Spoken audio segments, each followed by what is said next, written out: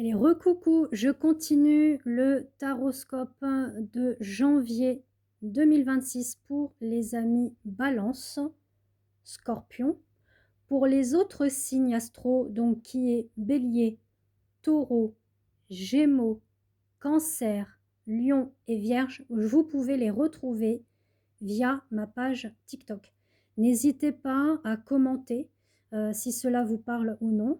Ça fait toujours plaisir d'avoir un petit retour, de liker, de partager et pourquoi pas vous abonner aussi à ma page TikTok Christelam.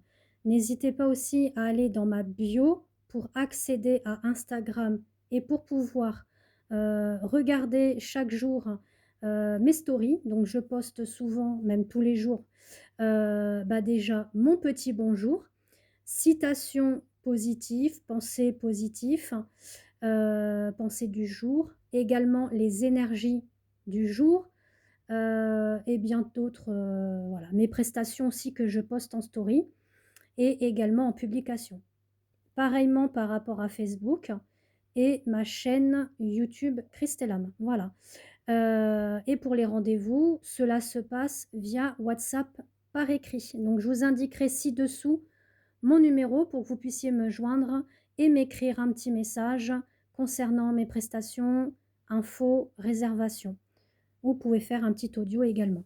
Alors, on est parti du coup avec les balances. On va aller voir ce que vous laissez derrière vous pour l'année 2025 et ce que vous manifestez pour janvier 2026. Donc, on est parti. Ce que vous laissez derrière vous. Waouh! On a l'amoureux. Alors, il a pu y avoir des choses conflictuelles, des choses toxiques, néfastes, par rapport à une union dans le domaine sentimental, familial, ou un contrat que vous avez eu au niveau pro, hein, un partenariat, une collaboration. Bon, il y a eu quelque chose. En tout cas, vous voyez, on sent que là, vous avez fait blocage, vous avez barré le chemin pour justement retrouver votre bien-être. Là, en cette fin d'année 2025, vous vous êtes dit, c'est bon, j'en ai marre, j'ai la clé en main par rapport à ma destinée, j'ai la chance, l'opportunité de démarrer quelque chose de nouveau pour 2026 et vous laissez derrière vous justement cet état de repli sur soi, d'isolement, de solitude. Vous allez un peu plus dans quelque chose de plus harmonieux, de paix. C'est ce que vous souhaitez en tout cas. Donc désolé hein, pour vous si vraiment vous avez eu ces petites problématiques-là. En tout cas maintenant, on va aller voir, d'accord, ce que vous manifestez, ami Balance, pour ce janvier 2026. Waouh! On a la roue de fortune. La roue de fortune, c'est effectivement démarrer quelque chose. Aller dans le mouvement de ce nouveau cycle. Donc de cette année 1, on parle de nouveaux départs, de nouveaux changements. Ça peut être nouvelle union, nouvel engagement, nouveau travail, nouvelle formation. En tout cas, ça bouge hein, parce qu'on a le déplacement avec le vaisseau. Donc le vaisseau, le bateau, les choses vont se mettre en marche, se mettre en route, donc avec fluidité. On dit bien hein, que la chance est de votre côté. On le retrouve là aussi, la chance, hein, voyez. Chance, bonne étoile, hein, destinée. Donc, il y a quelque chose qui arrive pour vous positivement. On laisse derrière le néfaste, le négatif, les choses malsaines et toxiques. On parle bien de vous, hein, d'accord? Peut-être, voilà, un lien qui n'était pas fidèle. Peut-être que vous avez été trompé, trahi, peu importe la relation, le domaine, mais maintenant, ce que vous souhaitez, c'est des choses sécurisantes, des choses stables, constructives et sérieuses. Et là, on vous dit de laisser du temps pour vous aussi, hein, pour pouvoir vous reconstruire. Soyez quand même patient avec vous-même. Ne soyez pas trop, comment dire, trop brute de pomme. Vous voyez ce que je veux dire? Laissez le temps d'apprendre encore de nouvelles choses, de nouveaux projets. Réfléchissez bien, prenez ce temps de repos et de recul pour vous, amis Balance. Donc, on se retrouve tout de suite avec les scorpions. Pour les scorpions, on va aller regarder également ce que vous laissez derrière vous par rapport à l'année 2025 et on regarde ce qui va se manifester pour vous en cette année, en ce janvier de mois, premier mois qui commence, 2026. Allez, on est parti pour les amis scorpions. Bah, ce que vous laissez derrière vous, c'est le jugement. Le jugement d'autrui, déjà. Voilà, vous n'écoutez plus les paroles des autres. Hein. Tu devrais faire ci, tu devrais faire ça. Si j'étais toi, je ferais ci, je ferais ça. Et puis, vous allez éviter aussi, vous allez arrêter, je le souhaite pour vous, d'être dans l'auto-jugement, l'autocritique. En tout cas, vous avez l'ange qui est là, c'est même l'archange qui est là pour vous amener, on a Michael, hein, pour moi c'est Michael, le jugement, on est aussi sur le côté protection, on est sur la droiture parce que l'archange Michael, il est quand même assez juste, il est droit, il protège.